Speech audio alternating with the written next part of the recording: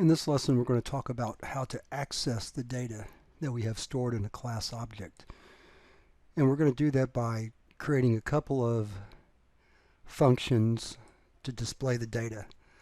The first one we're going to do is going to be a method, or a function called toString, which simply returns the data in a string format. Now in C++, that's kind of difficult. So what we're going to do is we're going to modify toString to be a void function. And so by doing that, we can simply display the month. Whoops, that's the wrong slash. And then the day. And then the year, like that. So let's pick a particular object here. We'll get rid of these other ones that we've used before. And we're going to say today toString, which is a little bit of a misnomer, but it'll work for now. And let's take a look at what it does. There's 3/10/2016. In the exercises for this chapter, I'll introduce you to how to actually write that as a string function instead. Now the other things we want to do is we want to be able to access each individual piece of the date. So I'm going to show you how to do that for one part, the month, and then I'll let you use that as a basis or a template for doing the day and the year. So first we're going to write a method that will return the month.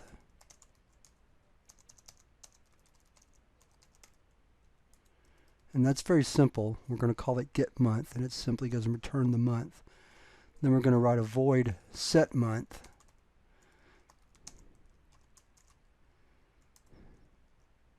And here we're going to write a little data validation.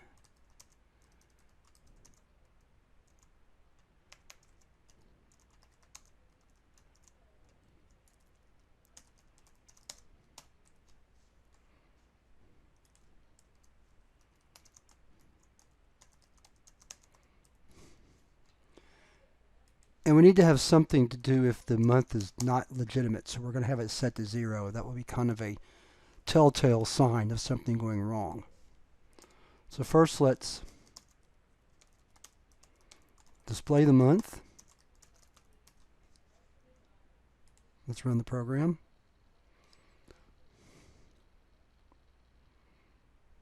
So the month is 3, that's good.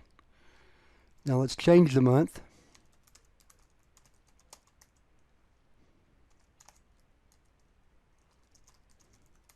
And let's just do the date.